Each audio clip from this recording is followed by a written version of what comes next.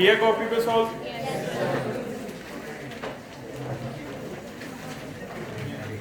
कल कॉपी लेके आओ क्लास में, ठीक है? आज एक बार कंप्लीट कर लेते हैं जो भी डाउट्स हैं आपके। पहले चेक हुई थी एक बार कॉपी हमारी? हुई नहीं अभी तक? वो बाद में दिलाया था जब चले गए थे सारे। कल पहले दिलाना, कल कॉपी लेके आओ सारे, ठीक है? असाइनमेंट कॉपी यहीं छोड़ के आनी है, आज जाके कंप्लीट कर दो, ठीक है?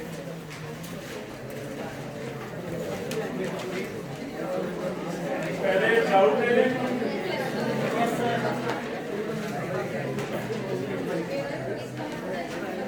एक बेटा एनर्जी को लेके कोई डाउट आ रहा है किसी को कि एनर्जी नेगेटिव है?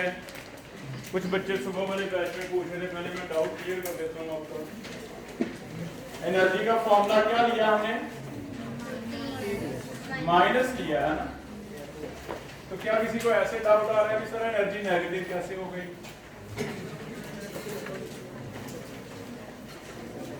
सोचोगे ही नहीं तो फिर कैसे डाउट आएगा? क्या एनर्जी नेगेटिव हो सकती है? तो एक तो ये हम पहले एक दो चीजें लिख रहे हैं। पहला क्वेश्चन बना के लिख लो। पहला क्वेश्चन है, फिर पहले डिस्कस करेंगे। Why energy of electron is negative. Negative कैसे आ रही है? तो जल्दी तो बेटा ये बात गलत लग रही है। नेगेटिव एनर्जी क्यों बोल रहे हैं? क्योंकि या तो एनर्जी होती है या नहीं होती। अगर किसी के पास एनर्जी है तो हम कहते हैं इसके पास 10 है, 20 है, 30 है, या फिर 0 है ना? किसी के पास नेगेटिव एनर्जी है, ये गलत लग रहा है। लेकिन यहाँ पे इसका क्या मीनिंग है, इसे बोहर ने ऐसे एक्सप्लेन किया। बोहर क्या है, मैंने इसे फिजिक्स मान के एक्सप्लेन किया है। कैसे? ये कहता है ये हाइड्रोजन का न्यूक्लियस है, मान लो। इलेक्ट्रॉन कौन से शेल में घूमता है? के में। लेकिन मान लो यहाँ इलेक्ट्रॉन है नहीं अभी। अज्यूम करते हैं कि इलेक्ट्रॉन इससे किसी ऐसे डिस्टेंस पे है जिसे मैं n इन्फिनिटी ले लेता हूँ। आयनेशन हो रखी है, बाहर है। यहाँ पे ना तो कोई अट्रैक्शन है ना कोई रिपल्शन, कोई ऐसा डिस्टेंस एटम से बाहर है। और मैं इस इलेक्ट्रॉन को धीरे धीरे यहाँ लेके आऊंगा पहले शेल में।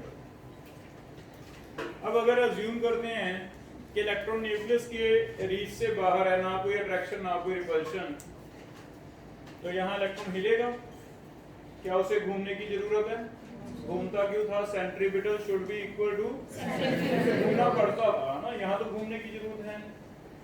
इसका मतलब जब अट्रैक्शन या रिपल्शन है ही नहीं, इलेक्ट्रॉन स्टिल है तो इसकी एनर्जी कितनी लेंगे? 0। हिल ही नहीं रहा। कोई काइनेटिक एनर्जी हाफ mv² 0 है, कोई पोटेंशियल एनर्जी नहीं है क्योंकि अट्रैक्शन ही है नहीं, तो फिर इसकी एनर्जी क्या ली आती है?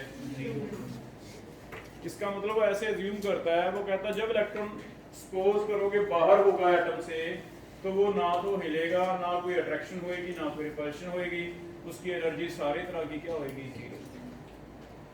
अगर यहाँ पे 0 है तो वो कहता है अगर यहाँ 0 है तो मान लेते हैं, अज्यूम करते हैं ऐसे भी हाइड्रोजन के अंदर आ रहा है, के शेल में आता है। ये इलेक्ट्रॉन अज्यूम करो नीचे गिरा, के शेल में आ गया। के शेल में आ गया तो कल हमने क्या पढ़ा? भी हायर शेल से लोअर में जब कोई इलेक्ट्रॉन आता है, हायर से लोअर में एनर्जी क्या होती है? रिलीज होंगे, यहाँ पे एनर्जी रिलीज होएगी। अगर एनर्जी रिलीज होएगी तो पहले ही 0 है, पहले 0 है, मेरे पास एनर्जी है ही नहीं। तुम कह रहे हो और ज्यादा रिलीज होएगी, तो फिर इसको तो फिर तभी हम सेटिस्फाई कर सकते हैं अगर मैं मान के चलूं कि मेरी एनर्जी क्या है? नेगेटिव। तो यहाँ इसलिए नेगेटिव मानी जाती है। एग्जैक्टली हम कंपैरिजन मानते हैं, हम सिर्फ इतना बता रहे हैं कि यहाँ एनर्जी ज्यादा होती है जब एटम के अंदर इलेक्ट्रॉन आ जाता है, वो एनर्जी कम हुई। अब यहाँ एनर्जी कितनी होती है निकालना मुश्किल था, तो इसे हमने मान लिया जब हिल ही रहा तो उसकी एनर्जी मान लो 0 है। लेट इट इज 0, ये उससे कम है, तो मैथमेटिकली 0 से कम एक ही चीज है, अभी क्या हो? नेगेटिव। तो इसलिए हम अज्यूम करते हैं इसकी एनर्जी कितनी मानी जाती है? तो मे भी बोहर से किसी ने ऐसे क्वेश्चन किया हो भी ये एनर्जी तो ज्यादा होती है, जब तुम्हारे अंदर गिरेगा इलेक्ट्रॉन की एनर्जी कम हो जाएगी। यहाँ तो जीरो लेते हैं, तो तू बता फिर कैसे एक्सप्लेन करेगा? तो फिर इसलिए साइन चेंज कर दिया हो कि मेरी एनर्जी क्या ले लो, नेगेटिव, है ना। तो ऐसे फ्रिक्स लगा के हमने एज्यूम किया भी यहाँ अगर जीरो है, नीचे आते क्या हो जाएगी, कम हो जाएगी। इसका मतलब कम है एनर्जी, इसलिए नेगेटिव। कर लोगे बेटा? हो जाएगा। ये नेगेटिव का मतलब सिर्फ ये दिखाना है भी कंपैरिजन अगर करें, एक इलेक्ट्रॉन फ्री पड़ा है बाहर, एक एटम के अंदर घूम रहा है, उन दोनों में से बाहर वाले की ज़्यादा है, इसकी क्या है, कम है। सिर्फ इतना का डिफरेंस हो जाएगा। Write down. एनसीईआरटी में ये क्वेश्चन है, सच लिखा हुआ है, उसमें ये दिया हुआ है according to physics if electron is at infinite distance from nucleus,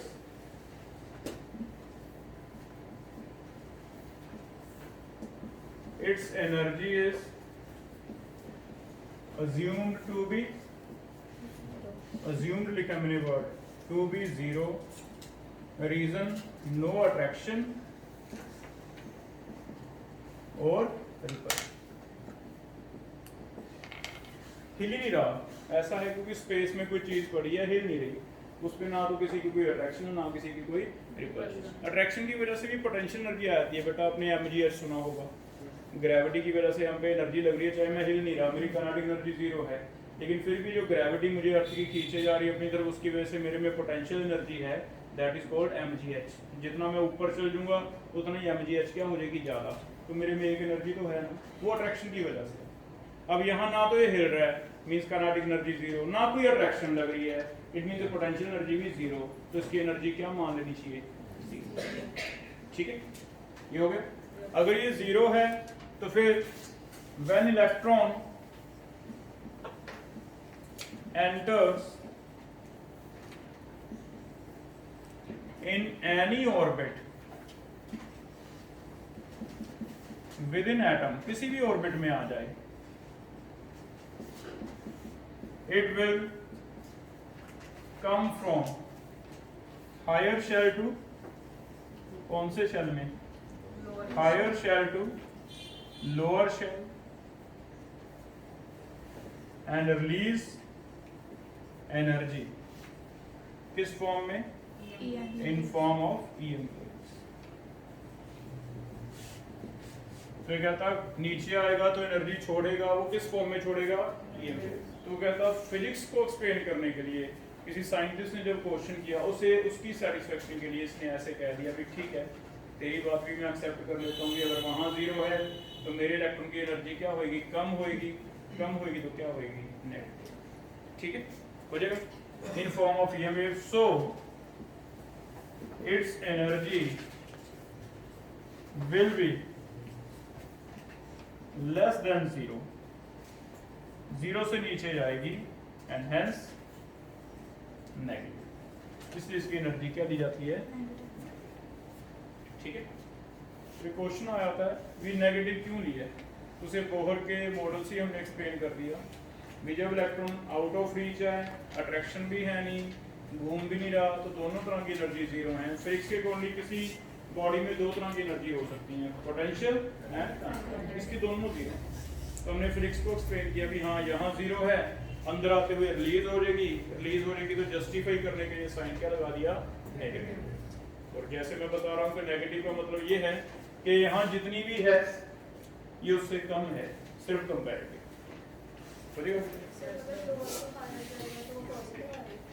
हाँ, फिर जीरो हो जाएगी मैक्सिमम। आयनेशन पड़ी थी ना हमने, आयनेशन लग गई, बाहर निकल जाएगा, ठीक है, हो जाएगा। एक और लिख लेगा आपको असाइनमेंट में, टॉपिक क्वेश्चन बना के लिखो उसे भी। What is stopping potential, what is stopping potential, कहीं मिला बेटा ये टॉपिक, ये भी लिख लो। What is stopping potential, stopping potential,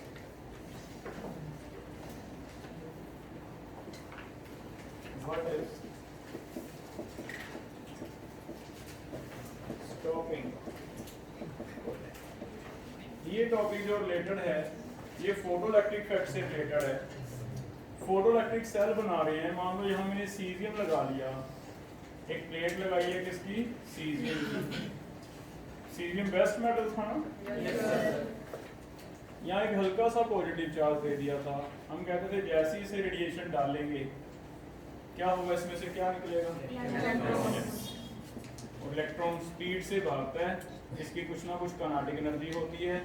वो बोहर प्लैंक कहता था E = E0 प्लस।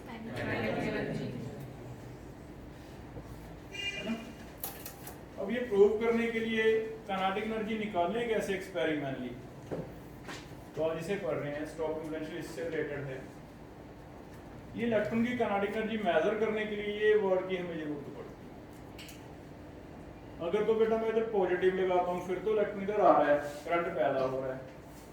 लेकिन सोचो अगर मैं बाहर से कोई बैटरी लगा दूं और बैटरी के नेगेटिव टर्मिनल से इसे जोड़ दूं, पॉजिटिव नहीं किससे जोड़ दूं, नेगेटिव से, क्या लगता है ये नेगेटिव इलेक्ट्रॉन को खींचेगा या रिपेल करेगा, रिपेल करेगा, है ना। अगर ये नेगेटिव इसे रिपेल करेगा, रिपल्शन की वजह से इलेक्ट्रॉन भाग के आ रहा था, रिपल्शन की वजह से उसकी स्पीड कम हो जाएगी, काइनेटिक एनर्जी क्या हो जाएगी, कम होती जाएगी।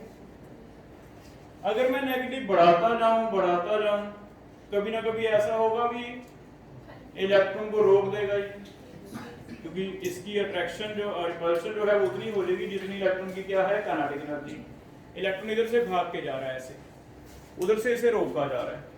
कभी ना कभी ऐसे हो जाएगा भी अगर वो रिपल्शन उतनी ही लगा दे जितनी इसकी काइनेटिक एनर्जी है तो रुक जाएगा इलेक्ट्रॉन।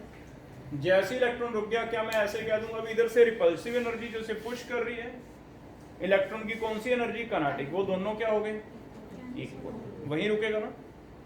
और ये चीज रुक गया हमें पता चल जाता है कैसे, करंट आना बंद हो जाएगा। करंट आ रहा था पहले, फोटोइलेक्ट्रिक सेल चल रहा था, हम इसे नेगेटिव बढ़ाते जा रहे हैं, वोल्ट बढ़ाते जा रहे हैं, एक तरफ 1 वोल्ट 2 वोल्ट 3 वोल्ट बढ़ाते गए 10 वोल्ट। कभी ना कभी हमने देखा भी करंट नहीं आ रहा। जैसे ही करंट आना बंद हो गया, क्या मैं मान लूंगी इलेक्ट्रॉन एंटर नहीं हो रहा, मींस मैंने इलेक्ट्रॉन को रोक दिया तो उस टाइम पे फिजिक्स कहता है भी ऐसा होगा भी जितनी इसकी काइनेटिक एनर्जी है उतनी ही रिपल्सिव एनर्जी हो जाएगी। रिपल्सिव किसकी वजह से है, नेगेटिव की वजह से। ये बात समझ आई। तो जैसे ही हम इसे रोकेंगे, रोकने के लिए जो पोटेंशियल लगाएंगे, पहली बात तो इसे एक नाम दिया जाता है, this is known as stopping potential. और इस टाइम पे जैसे इलेक्ट्रॉन रुक जाता है, means current become zero, I zero हो जाता है, तो फिजिक्स कहता है कि काइनेटिक एनर्जी ऑफ इलेक्ट्रॉन किसके इक्वल हो जाएगी, रिपल्सिव एनर्जी के। इसमें भी थोड़ी वैसे फिजिक्स लगेगी, थोड़ा सा मैं ऊपर से बताऊंगा। ये जो रिपल्सिव एनर्जी है ना, ये कहता है एक तरह का वर्क डन है, जो नेगेटिव इसे रोकने के लिए वर्क लगा रहा है, वो वर्क डन है, that work done is equal to repulsive energy. Energy और वर्क एक ही यूनिट होंगे ना। ये जो वर्क डन है इसे रोकने के लिए कर रहा है फिजिक्स, उसका एक फॉर्मूला बेटा, वो कहता है वर्क जो होता है वो होता है चार्ज इनटू पोटेंशियल। अब ये वाली बात जो है आपको याद रखनी पड़ेगी, फिजिक्स आ रही है इसमें, वर्क या एनर्जी हमने शायद पहले भी कहीं लिखा है, चार्ज इनटू क्या होता है, पोटेंशियल। इसे हम रिपल्सिव एनर्जी कह सकते हैं, चार्ज इनटू पोटेंशियल। तो ये पोटेंशियल मैंने कितना लगाया, V0, चार्ज जो रोक रहे हैं, किसको रोक रहे हैं, E लिख लूं मैं उसे, क्योंकि इलेक्ट्रॉन पे चार्ज कितना होता है 1.6 × 10⁻⁹, उसे क्या लिखा जाता है, E। तो ये चार्ज इनटू पोटेंशियल, इसमें फिजिक्स आ गई, थोड़ा सा फिर से हमें ये याद रखना पड़ेगा कि चार्ज इनटू पोटेंशियल क्या होता है, रिपल्सिव एनर्जी या फिर वर्क। तो इससे हमारी काइनेटिक एनर्जी निकल जाएगी। काइनेटिक एनर्जी कितनी हो जाती है, चार्ज इनटू पोटेंशियल। और ये जो पोटेंशियल ऐसे नहीं भी जब मर्जी ले लो, ये पोटेंशियल कौन सा है, स्टॉपिंग पोटेंशियल। स्टॉपिंग पोटेंशियल का मतलब इलेक्ट्रॉन को आपने रोकना है, इलेक्ट्रॉन को रोक दिया मींस इलेक्ट्रॉन एंटर नहीं होगा वायर में, एंटर नहीं होगा तो करंट क्या हो जाएगा, zero.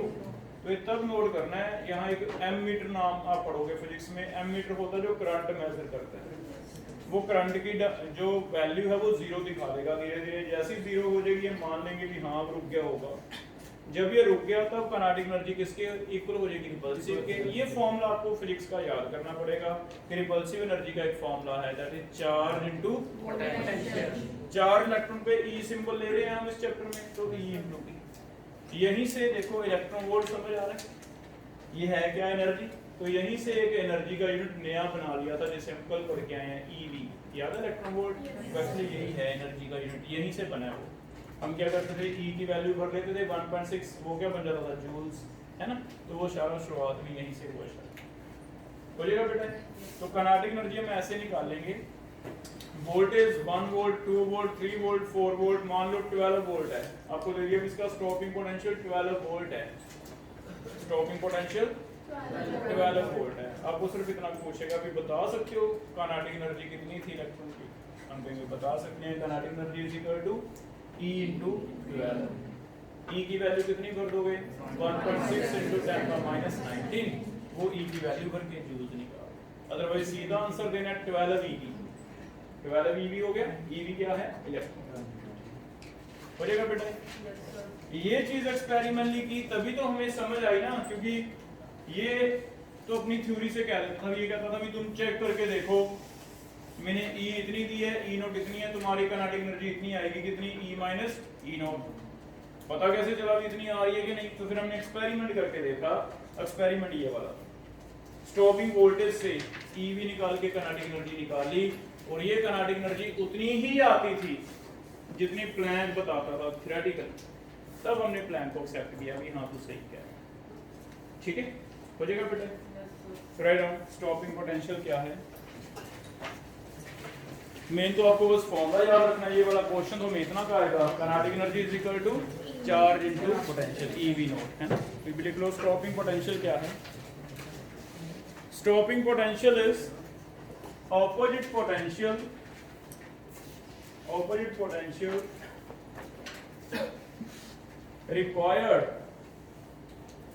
required to stop electron ejected out of, required to stop electron ejected out of surface of a metal moving with kinetic energy, जो किसके साथ मूव कर रहा है, काइनेटिक एनर्जी, है ना। और ये स्टॉपिंग पोटेंशियल कैसे निकलेगा, एक फॉर्मूला जो याद रखना है। मेन कंक्लूजन ये है इस टॉपिक का कि हमें बस एक न्यूमेरिकल आएंगे, जैसे अभी असाइनमेंट दिया है। काइनेटिक एनर्जी क्या होता है, चार्ज इनटू या फिर E into stopping potential. E की वैल्यू लिख लो, यहीं से E की वैल्यू हमने जो 1.6 भरना सीखा है, कब किया ना, वो यहीं से सीखा है भी जूल्स कैसे बनानी है। वोल्टेज तो पता है, E क्या है, इतना चार्ज, तो EV को जूल्स में कैसे कन्वर्ट करना है, इतने सिंपल की तरीका हो जाएगा। तो एक आधा क्वेश्चन फोटो इलेक्ट्रिक इफेक्ट में, खासकर जेई वालों को थोड़ा लेंथी आ जाता है। जेई वालों को लेंथी कैसे आ जाएगा, अभी तक हमने जो क्वेश्चन किए हैं, काइनेटिक एनर्जी निकालनी सीखी है, काइनेटिक एनर्जी निकालनी हमने बंद कर दिया था, अभी E minus E naught kinetic energy आ गई। आज आगे एक स्टेप और जाएगा कि काइनेटिक एनर्जी नहीं, तुम ये बताओ स्टॉपिंग पोटेंशियल कितना हो। तो हम काइनेटिक एनर्जी को आगे रिलेट कर लेंगे चार्ज इनटू पोटेंशियल से। चार्ज फिक्स्ड ही है हमेशा, तो आगे निकाल दोगे बेटा। तो जेई में आगे इसका क्वेश्चन क्या है, मेडिकल में सिंपल बन जाएगा, लिखना मेडिकल वाला बता रहा हूँ, सिंपल क्वेश्चन कैसे बनेगा, कॉन्सेप्ट तो हमें आना चाहिए ना। लिखना सिंपल क्वेश्चन लिख लो एक बार, सारे लिखो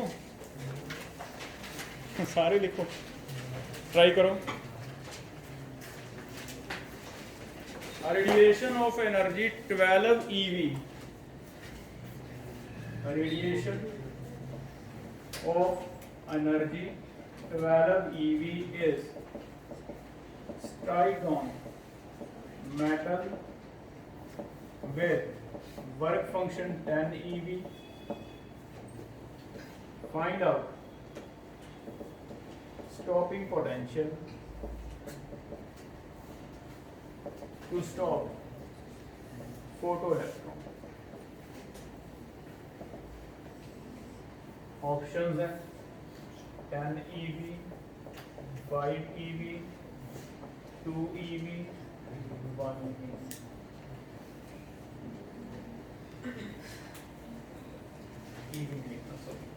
बी 10B 5B 2B 1। तो स्टॉपिंग पोटेंशियल कितना है? बहुत सिंपल बना दिया ना उसी क्वेश्चन को, न्यूमेरिकल सिंपल कर दिया। अब देखते हैं 12 EV थी, तो हमारा फॉर्मूला क्या लगता होता है ऐसे क्वेश्चन में? E is equal to E naught plus T। ये फॉर्मूला लगता है। मैंने E जो दी है रेडिएशन की एनर्जी वो कितनी है? 12 में से थ्रेशोल्ड कितनी लग गई? ये याद है आपको, वर्क फंक्शन का थ्रेशोल्ड एक ही बात है, 10 लग गई। इट मीन जो इलेक्ट्रॉन निकला उसको कितनी काइनेटिक एनर्जी मिली होगी? 2 EV मिल गई। EV में रख लो। EV में रखने का फायदा देखो, काइनेटिक एनर्जी हमें पता है किसके इक्वल होता है? E into V not. ऐसे होता है, E और E कट ही जाएगा। ये क्या है? 2 EV। ये क्या है? E into V not. E और E काट दो, ना तो इधर 1.6 भरने की जरूरत है ना इधर 1.6 भरने की जरूरत है। क्या हो जाएगा? जो स्टॉपिंग पोटेंशियल है कितने वोल्ट होगा? इट मीन 2 वोल्ट दे दो, 2 वोल्ट से आपका इलेक्ट्रॉन जो है वो रुक जाएगा। तो ऐसे सिंपल भी बन सकता है, बस थोड़ा सा डिफिकल्ट बनेगा तो जैसे हमने पहले की है, काइनेटिक एनर्जी अपने जूल्स आ गई थी, जूल्स को फिर आगे कन्वर्ट करके ऐसे कर लोगे ऐसे। ये भी टॉपिक क्लियर है? लास्ट एक थर्ड क्वेश्चन और लिख लो, तो यहाँ तक हमारा टॉपिक क्लियर हो जाएगा। एक टॉपिक हमने और लिखा था लेकिन पढ़ा नहीं, ब्लैक बॉडी रेडिएशन है ना बीच में, वो भी क्वेश्चन बना के लिख लो। फोटो इलेक्ट्रिक इफेक्ट के साथ ही एक टॉपिक और लिखा था कि जो प्लैंक क्वांटम थ्योरी को सपोर्ट करता है, दो प्रूफ है, एक तो फोटो इलेक्ट्रिक इफेक्ट, एक ब्लैक बॉडी। इसी का क्वेश्चन बना के लिख लो, छोटा सा टॉपिक है। What is phenomena of black body radiation? ये ब्लैक बॉडी रेडिएशन किसे कहते हैं? What is phenomena of black body radiation? और ये प्लैंक थ्योरी को कैसे सपोर्ट कर रहा है? ये जो पैकेट्स ऑफ एनर्जी वाली बात कर रहा है, energy directly proportional to frequency बात कर रहा है, ये कैसे एक्सप्लेन कर रहा है?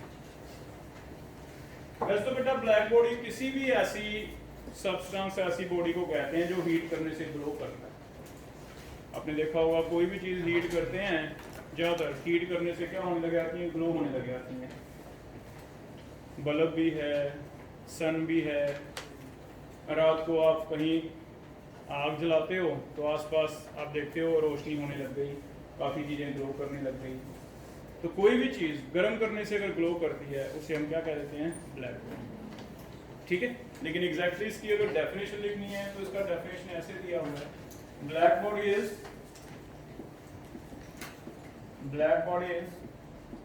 A perfect absorber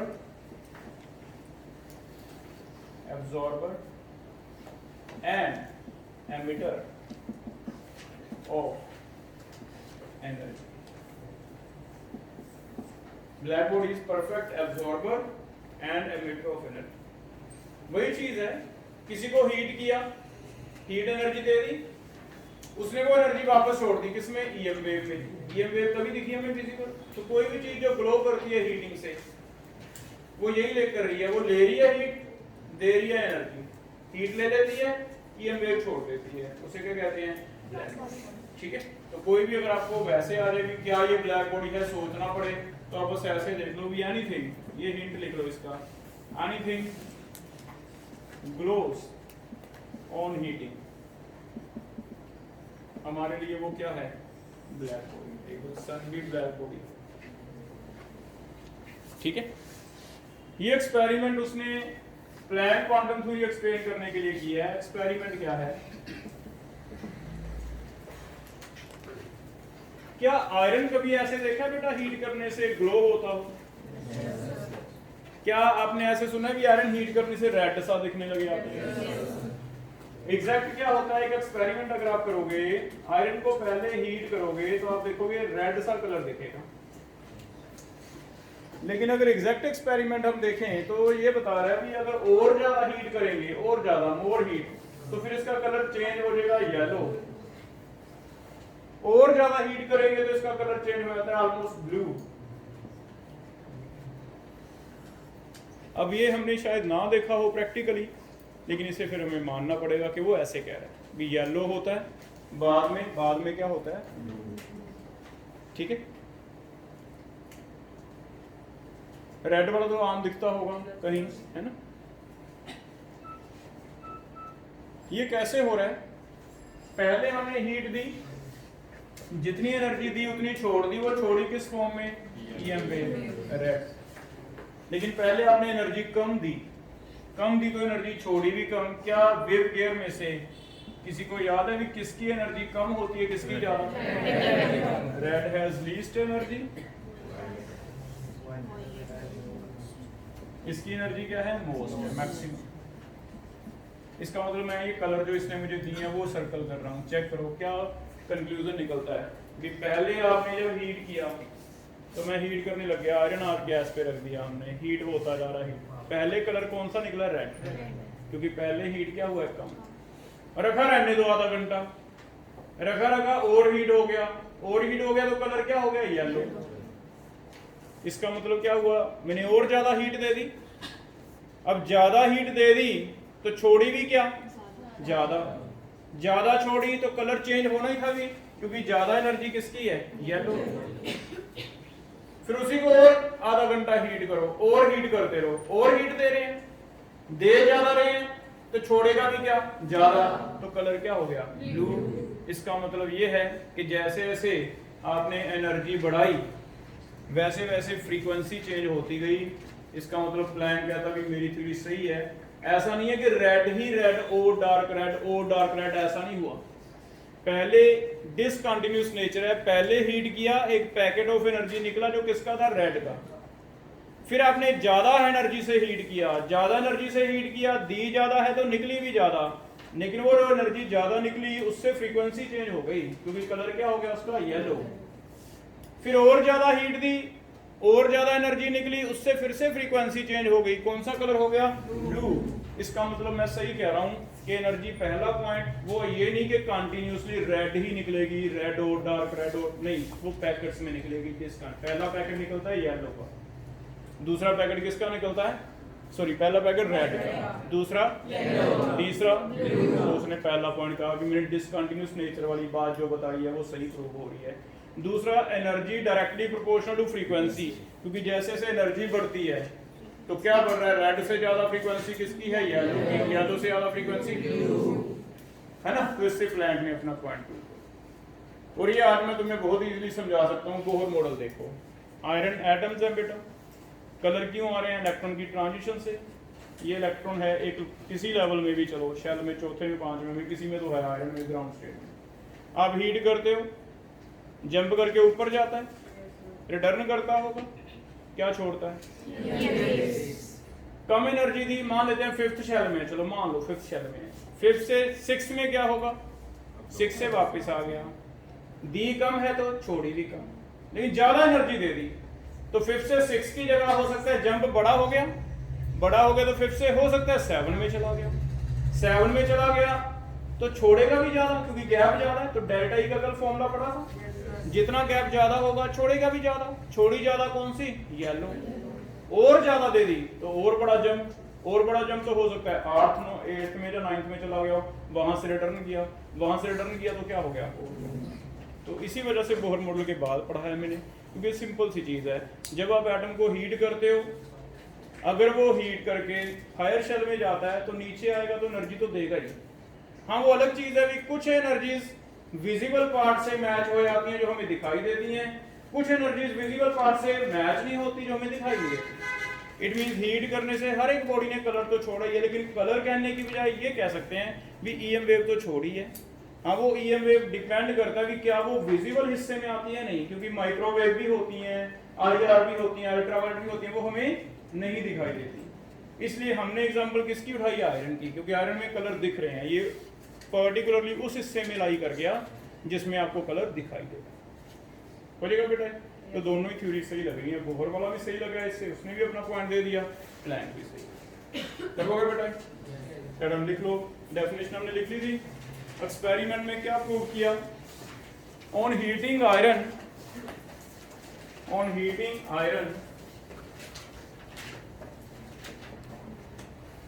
it turns red, then yellow, and finally क्या होगा?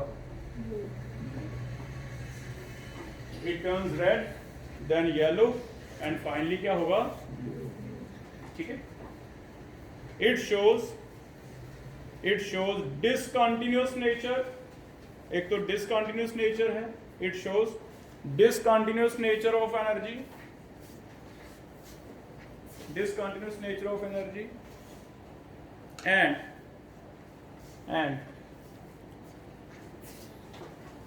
direct relation of energy with frequency, direct relation of energy with frequency, direct relation of energy with frequency. हाँ सर हमने 10th में पढ़ा था जैसे कंबशन होती है ऑक्सीजन, सुनो भी, जैसे कंबशन होती है, यस सर, ऑक्सीजन प्रोवाइड की जाती है जब रिलीज को, तब वो बर्न करके उसकी कलर ब्लू होता है, तो उसका तो डिफरेंट रीजन था। वो तो ये था कि अनबर्न्ड पार्टिकल होते हैं कार्बन के, तो येलो होता है। जितना अनबर्न नहीं होगा ज्यादा जलेगा, उतना क्या होगा? वही हो गया। देखो ज्यादा जलना मीन ज्यादा एनर्जी निकलेगी, ज्यादा एनर्जी तो जो रेडिएशन निकलेंगी वो कौन सी निकलेंगी? ब्लू कलर की। अगर आपका अनबर्न्ड कार्बन रह गया मीन वो सही तरह नहीं जल रहा, नहीं जल रहा तो बेटा टेम्परेचर हीट कम है, हीट कम है तो फिर निकला कौन सा? येलो, वो भी रिलेट हो गया। हाँ बात है ना, ऐसे कर लोगे? और कोई क्लियर है यहाँ तक? तो ये 3 टॉपिक है हमारे। अब आपने क्या करना है, जो थ्योरी पढ़नी है बेटा वो तो एनसीईआरटी में से पढ़नी है, टॉपिक की थ्योरी। लेकिन जो जीआरबी है उसमें से थ्योरी नहीं पढ़नी, किसने क्या डिस्कवर किया वो हम जीआरबी नहीं करेंगे, वो सारा एनसीईआरटी। जीआरबी में से सिर्फ आप जाके देखो, एग्जांपल दी हुई है, क्वेश्चन दिए हुए हैं, एग्जांपल 1 एग्जांपल 2, सिर्फ सोल्ड एग्जांपल कर, जैसे आइसोटोप कौन सा है, आइसोइलेक्ट्रॉन कौन कौन से हैं, ऐसे वाले जो क्वेश्चंस हैं, कोई फोटोइलेक्ट्रिक इफेक्ट के क्वेश्चन है, सिर्फ एग्जांपल जीआरबी में से करने हैं आपने प्रैक्टिस, थ्योरी नहीं पढ़नी, थ्योरी एनसीईआरटी में से पढ़नी। अब यहाँ तक मैंने थ्योरी पढ़ा दी है, एनसीईआरटी में से आप जाके पढ़ सकते हो। एक टॉपिक नहीं पढ़ना, वो हम कल स्टार्ट करेंगे, स्पेक्ट्रम करके एक टॉपिक दिया होगा, है ना, वो टॉपिक अभी हमारा पेंडिंग है। इसने आगे पीछे लिख रखे हैं, देखो उसने ब्लैक बॉडी पहले लिख रखा था, लेकिन मुझे पर्सनली लग रहा था कि पहले आपको शायद समझ ना आता, आज ज़्यादा अच्छी तरह आ गया ना, क्योंकि ट्रांजिशन हमें पता है, ऊपर गया नीचे, ज़्यादा बड़ा जम, तो कई चीज़ें ऐसी होती हैं कि हम अपनी तरफ से आगे पीछे कर लेते हैं, सब चीज़ अच्छी तरह समझ आएगी, उसने तो लिख दिया कि पढ़ लो, है ना। तो इसलिए स्पेक्ट्रम वाला टॉपिक छोड़ के बाकी आप थ्योरी वहाँ से पढ़नी स्टार्ट करो, अगर कोई थ्योरी पढ़ना चाहता है, अदरवाइज मैं लिखवा रहा हूँ सारा, ठीक है। अब आपका शीट देखो, शीट में से पहले मल्टीपल कर रहे हैं, ऑब्जेक्टिव क्वेश्चन में फिर डालते हैं।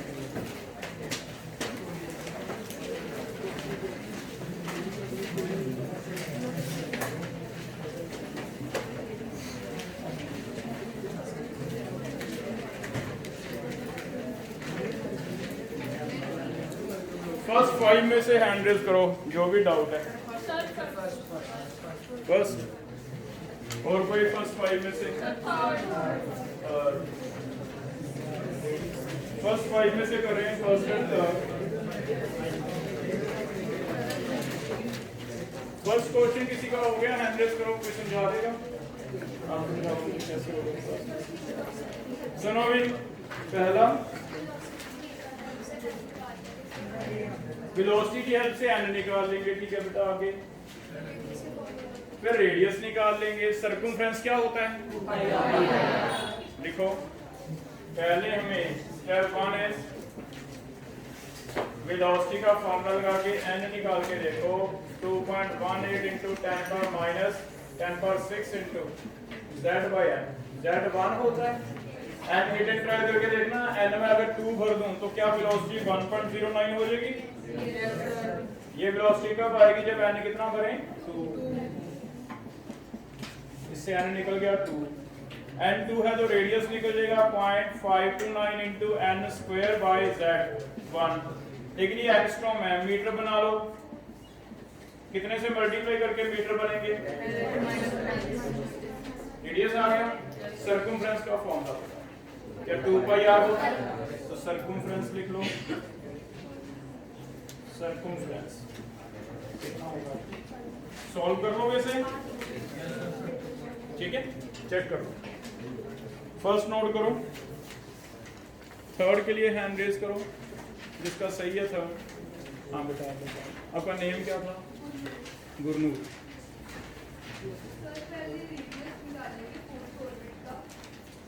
फिर डिफरेंस है ना, तो ये डिस्टेंस कैसे आएगा? ये देखो ये न्यूक्लियस है, न्यूक्लियस से पहले कौन सा शेल आएगा? थर्ड, फिर बाद में कौन सा शेल आएगा? फोर्थ। तो आप यहाँ से यहाँ तक निकाल लो, यहाँ से यहाँ तक निकाल लो। ये रेडियस थर्ड का है, ये रेडियस किसका है? फोर्थ का। क्या बीच में डिस्टेंस कितना पता चल जाएगा बेटे?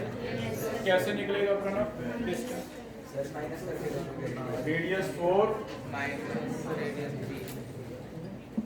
रेडियस में 0.5 to 9 कॉमन ले लें, z1 है, n स्क्वायर अंदर रह जाएगा, n स्क्वायर 4 का स्क्वायर माइनस 3 का स्क्वायर। चेक करो ये एंगस्ट्रॉम मैंने निकाल दिया, तुम इसे मीटर में कन्वर्ट करना है या नहीं देख लो, करना पड़ेगा है ना। 16 माइनस 9 कितना रह गया? 5। 5 into 0.5 अप्रोक्सीमेट 2.5 के आसपास आना चाहिए एंगस्ट्रॉम में।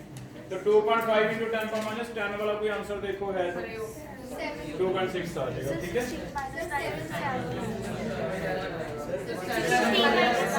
7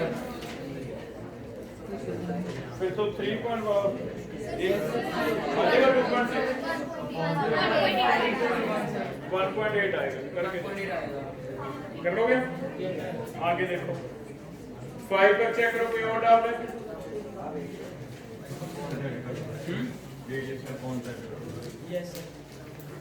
एन स्क्वायर अपॉन जेड है इसका, हाइड्रोजन नहीं है क्या? अच्छा हाइड्रोजन, तभी गलत आ रहा है। जेड कितना है? जेड भी लेने भी ये जेड है, जेड मैंने कॉमन निकाल दिया बाहर।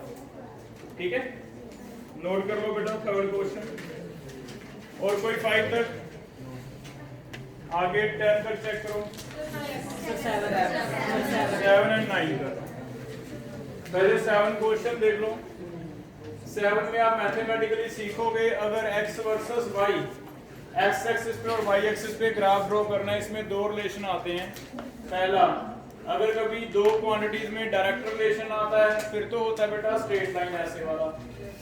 x एक्सिस पे कुछ भी ड्रॉ कर लो, y एक्सिस पे कुछ भी ड्रॉ कर लो, उनका रिलेशन क्या रहता है? स्ट्रेट। लेकिन अगर x और y में इनवर्स रिलेशन है, दो क्वांटिटीज में इनवर्स रिलेशन है, तो फिर ग्राफ होता है ऐसा, इसे अभी कहते हैं हाइपरबोला, है ना। ये मैथमेटिक्स कि जब भी डायरेक्ट रिलेशन है, डायरेक्ट का मतलब ये डबल ये भी डबल, ये ट्रिपल ये भी ट्रिपल, तब तो रिलेशन होता है हमेशा स्ट्रेट, क्योंकि ये देखो 1 से 2, ये भी 1 से 2, पॉइंट सेम लगते जाएंगे ना। लेकिन अगर इनवर्स रिलेशन है तो फिर ऐसे रिलेशन होता है, इधर y एक्सिस है, इधर क्या है x एक्सिस। ये दो याद कर लो अभी, ये मैथ्स में आपको सिखाएंगे। एक स्ट्रेट लाइन इक्वेशन होती है, एक हाइपरबोला होती है ना। आगे पैराबोला भी आता है लेकिन वो बाद में देखेंगे। अभी हमारा जो वेलोसिटी का फॉर्मूला है उसमें चेक करना क्या उसमें डायरेक्टली z ऊपर और m नीचे है। तो अगर तो मैं z का कर्व लेता वेलोसिटी के साथ फिर तो इनमें से कौन सा आता? फर्स्ट वाला, क्योंकि डायरेक्ट है। फिर से सुनो, अगर मैं z का कर्व लेता वेलोसिटी के साथ तो फर्स्ट रिलेशन है डायरेक्ट वाला, फिर तो ये आता। लेकिन अगर मैं n का लेता हूं तो ये तो इनवर्स हो गया, इनवर्स का ये वाला। लेकिन सोचो अगर मैं 1/n का ले लूं, 1/n को x ले लूं, फिर तो y इज डायरेक्टली प्रोपोर्शनल हो गया ना x के। अगर y और x डायरेक्टली प्रोपोर्शनल है तो कौन सा रिलेशन आ जाएगा? तो ध्यान रखना, n का ले रहे हो तो n इनवर्स है, लेकिन 1/n ले रहे हो तो 1/n तो डायरेक्ट हो गया, है ना। तो ऐसे थोड़ा सा मैच डालो। अब चेक करो, इसमें एक सीधा सीधा ही गलत है d, क्योंकि v और n में ये रिलेशन तो है ही नहीं, या तो हाइपरबोला है या फिर स्ट्रेट लाइन है। चेक करना, इनकरेक्ट बताना था ना। सही है, देख लो पहला n के साथ कैसा रिलेशन आ रहा है, तो n इनवर्स है तो ऐसा आएगा। ठीक है, z के साथ डायरेक्ट है तो ऐसा आएगा। लेकिन इसने n का एक 1/n कर दिया, अगर n का 1/n कर दिया तो चेंज हो गया बेटा, ये हो जाएगा। तो एक गलत है, d नहीं कभी भी आएगा। ठीक है, 7th के बाद चेक करो, 9th कर रहे हैं।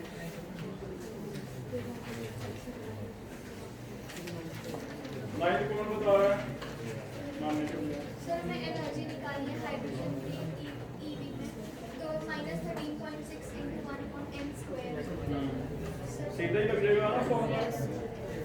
एनर्जी लिख लो बेटा, फॉर्मूला है -13.6 into Z square by n square. तो बस फॉर्मूला लगाना था अपने, सी आंसर आ गया। माइनस किसी में भी नहीं है, इट मींस हो सकता है मैग्नीट्यूड पूछा हो, है ना, या तो एक में होता है एक में ना होता, फिर तो जिसमें है वो ज्यादा करेक्ट ले लेते। अब है नहीं, इट मींस हो सकता है मैग्नीट्यूड, क्योंकि नेगेटिव का साइन मैंने आज ही आपको समझाया कि वो तो सिर्फ ये बताता है कि कंपैरेटिवली कम है एनर्जी, है ना। आगे 15 तक चेक करो,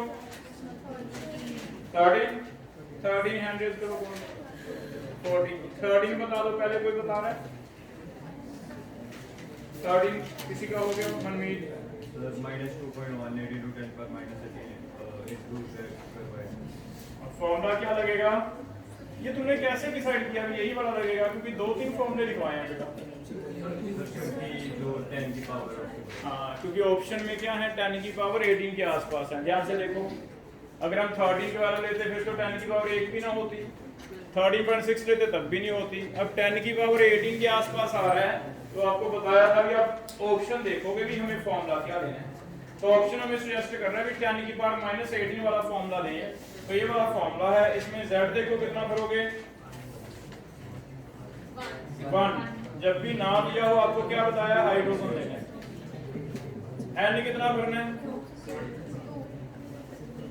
2।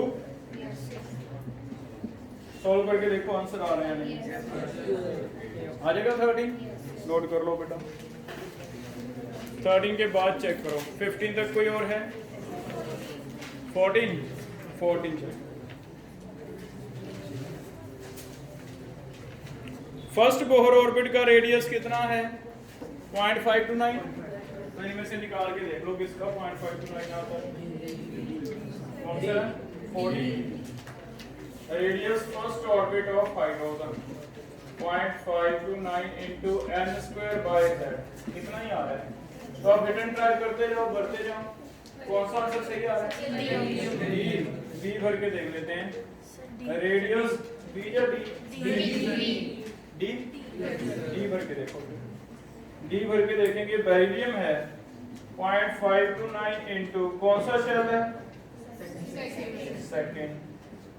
बेरिलियम का 4, ये कट गया, ठीक है, हो जाएगा।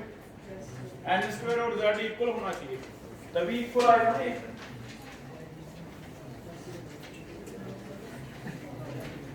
नेक्स्ट देखो,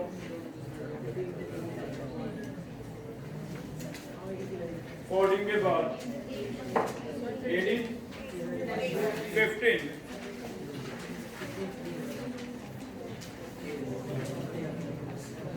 काइनेटिक एनर्जी निकालनी है, H कॉमन ले लो, ये फॉर्मूला लगा लो, न्यू माइनस न्यू, ऐसे बन जाएगा। Yes sir. H दिया हुआ है, फ्रीक्वेंसी गिवन है 3.5, ज्यादा वाली पहले रखनी है, -1 50 है। अगर दोनों ही 15 है बेटा फिर तो सीधा ही कॉमन निकल जाएगी 10/15। तो एक वैल्यू 10/15 कॉमन निकाल दो, अंदर क्या बचेगा? 3.5 माइनस 2, तो ये आ गया 6.62 इंटू 10⁻34। H था 10/15 बाहर निकल गया, अंदर कितना बचा? करो सॉल्व करके देखो, ये आ जाएगा, अंकुश हो जाएगा बेटा। 15 तक हो गए, 20 तक बताओ। 18 एंड 9, 18 में लिख लो अभी, 18 कॉपी पे नोट कर लो। जो हम कहते हैं ना कि काइनेटिक एनर्जी निकल गई E - E0, this is actually maximum possible value of kinetic energy, maximum possible value of kinetic energy. ये मैक्सिमम पॉसिबल है, ऐसा मैं क्यों कह रहा हूँ? क्योंकि जब आप प्रैक्टिकल करोगे ना, तो जब आप मेजर करते हो इंस्ट्रूमेंट से इसकी वैल्यू, वो इतनी नहीं आती हमारी, इससे थोड़ी सी कम निकलती है, क्योंकि हमारे पास ऑपरेटर्स इतने प्रिसाइज नहीं है। हमारी एफिशिएंसी किसी भी प्रैक्टिकल को करते हुए 100% नहीं आती। अगर तो तुम बिल्कुल 100% प्रिसाइज इंस्ट्रूमेंट लेके कैलकुलेशन करते हो, बिल्कुल भी एरर नहीं करते, फिर तो तुम्हारी इतनी आएगी, नहीं तो जल्दी क्या आएगी? कम आएगी। तो हमने जो वोल्ट मीटर वाला भी किया स्टॉपिंग पोटेंशियल, कहीं ना कहीं थोड़ा सा एरर रह जाता है ना, जिसकी वजह से एनर्जी आपकी हमेशा क्या आती है, इससे कम आती है। ठीक है, तो वर्ड सुनो, मैक्सिमम पॉसिबल का मतलब अगर कभी तुम्हारा प्रिसाइज आ गया इंस्ट्रूमेंट 100% एफिशिएंसी, तब इतनी आएगी, इससे ज्यादा तो मतलब ही नहीं है, प्रैक्टिकल इससे कम ही आएगी। तो इसलिए डी आंसर ज्यादा बेटर है कि निकलेगा इलेक्ट्रॉन, लेकिन निकलेगा तो कितनी एनर्जी से निकलेगा, इससे थोड़ी सी लेस देन हो सकती है या फिर इक्वल हो सकती है, इससे ज्यादा तो कभी भी नहीं। ठीक है, कर लोगे ऐसे? आगे देखो 20 तक। सर इसका बी ऑप्शन। वही मैं कह रहा हूँ ना बेटा, लेस देन क्यों है, बी और डी में से एरर है, बी और डी में से ज्यादा बेटर कौन सा बेटा, डी। रीजन लिख लो, क्योंकि 100% एफिशिएंस कुछ भी नहीं होता प्रैक्टिकली, है ना। 17 का तो आंसर चेंज आई थिंक, नहीं सही दिया हुआ इसमें, टेस्ट में क्या है तो ई ज्यादा होना चाहिए, न्यू ज्यादा होना चाहिए, लेकिन लैम्डा कम होना चाहिए, क्योंकि ई और लैम्डा उल्टा आया है। 17 नोट करो, ई ज्यादा होना चाहिए, पढ़ा था हमने, जैसे आप ऐसे लिखोगे ना, ये कट गए, ये लैम्डा नोट इधर ले लो, लैम्डा इधर ले लो, तो लैम्डा नोट ज्यादा होना है, तो सिर्फ लैम्डा उल्टा, थ्रेशोल्ड वाला ज्यादा होना है। आगे बताओ भाई, 18 तक हो गए, 20 तक कोई और, 19 कभी 19 बताएगा कैसे किया है, नहीं किया है, नारायण 19 फॉर्मूला बता दे बस, क्या लगेगा इसमें, इक्वेशन कौन सी लगेगी, E is equal to e naught वाला लग जाएगा बेटा, ये 19 में फॉर्मूला बैठ जा, E is equal to e naught plus K E लगेगा, के ई हमें कह रहा है 3/4 ऑफ E है, पढ़ो इसे, तो अगर ये E है तो ये कितना है, 3/4 ऑफ E, है ना। E नोट निकाल दो, E नोट कितना आ गया, E माइनस 3/4 E कितना आ गया, 1/4 E,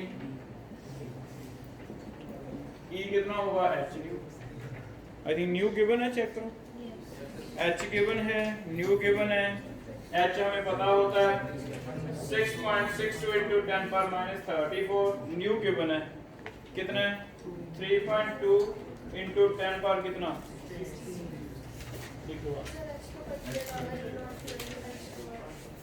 नहीं न्यू नोट निकालना है, क्या निकालना है, न्यू नोट निकालना बेटा, फिर तो H भी कट जाएगा, हमें सिर्फ न्यू नोट चाहिए, है ना, तो फिर तो H भी कट जाएगा, इसे लिखेंगे H nu naught is equal to 1/4 H nu, है ना, H भी कट जाएगा, सीधा ही आ जाएगा, न्यू नोट निकालना है, 1/4 ऑफ न्यू, जितना न्यू दे रखा है उसका 1/4,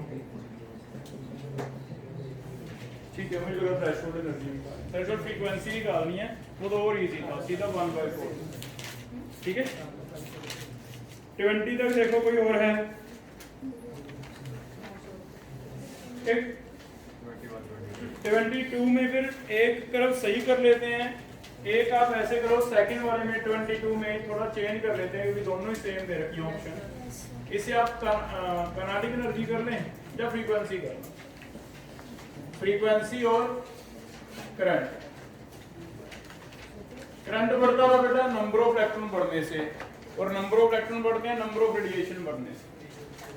अगर नंबर ऑफ रेडिएशन जो मेटल के ऊपर टकरा रही हैं 100 की जगह 200 हो जाएंगी, 200 इलेक्ट्रॉन निकलेंगे, 200 इलेक्ट्रॉन निकलेंगे तो करंट क्या हो जाएगा, ज्यादा। लेकिन अगर आप नंबर ऑफ रेडिएशन 100 ही रखते हो लेकिन उनकी फ्रीक्वेंसी बढ़ाते हो, फ्रीक्वेंसी से नंबर ऑफ इलेक्ट्रॉन नहीं बढ़ेंगे, नंबर ऑफ इलेक्ट्रॉन जब तक नहीं बढ़ेंगे करंट नहीं बढ़ेगा, ठीक है। तो ये फिर रॉन्ग है, बी वाला रॉन्ग कर दिया मैंने, ए सही दिया हुआ है, चेक हो जाएगा, ए इज करेक्ट। इंटेंसिटी समझते हो, इंटेंसिटी का मतलब है नंबर ऑफ रेडिएशन, इंटेंसिटी लिख लो, इंटेंसिटी का मतलब है नंबर ऑफ रेडिएशन। एक रेडिएशन एक इलेक्ट्रॉन निकालती है, जितनी रेडिएशन ज्यादा उतने ज्यादा इलेक्ट्रॉन, जितने इलेक्ट्रॉन ज्यादा उतना करंट ज्यादा, तो उस बेस पे हमने किया, ठीक है। और कोई देखो 25 तक, 21 चेक करो, काइनेटिक एनर्जी और इंटेंसिटी का कोई रिलेशन नहीं है, काइनेटिक एनर्जी इंटेंसिटी पे डिपेंड नहीं करती, इट मींस ऐसा आएगा रीजन कार्डिक एनर्जी फ्रीक्वेंसी पे डिपेंड करती है। अगर ये बढ़ाओगे फ्रीक्वेंसी तब ये बढ़ेगी, है ना। अगर आप फ्रीक्वेंसी नहीं बढ़ाते, रेडिएशन बढ़ाते हो, उससे नहीं बढ़ेगी। ठीक है। और 26 तक और कोई है बेटा? 26 तक हो जाएगी सारे यहाँ पे। चलो नेक्स्ट एक जैसे आपको बताया स्पेक्ट्रम वाला टॉपिक छोड़ के बाकी फिर तुम अगर पढ़ना चाहते हो एनसीईआरटी में से पढ़ना, जीआरबी में एग्जांपल करना। ठीक है। आज का होमवर्क है आपका 100 एग्जांपल करने हैं जीआरबी में जाके जितने हो सके इस टॉपिक। ठीक है। एक दो में बुक मंगवाएंगे, उसमें डाउट लेंगे। ये लो